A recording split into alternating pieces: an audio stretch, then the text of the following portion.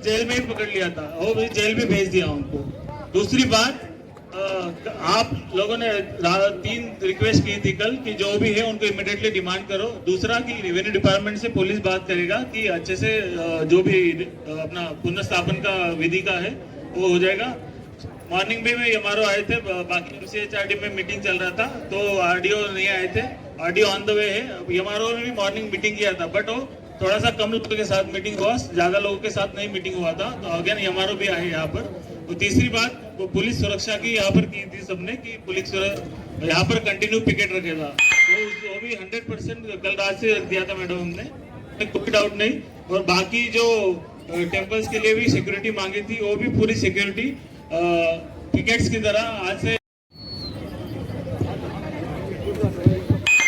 అందరికీ నమస్కారం। ఇప్పుడు మన డిస్కర్ చెప్పినట్టు మార్నింగ్ కూడా మేము మీతోటి మీటింగ్ చేయడానికి కుదరలేదు, ఎందుకంటే నలుగురితో చేశాము కానీ మీ అందరితో కలవడానికి కుదరలేదు అనేది ఇప్పుడు తెలిసి ఇక్కడికి వచ్చినాము।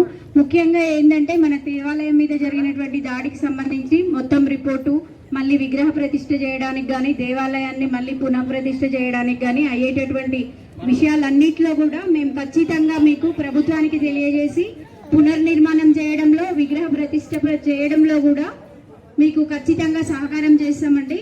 మనం దయచేసి శాంతియుతంగా ఉండాల్సిందిగా మీ అందరినీ కోరుతున్నాము।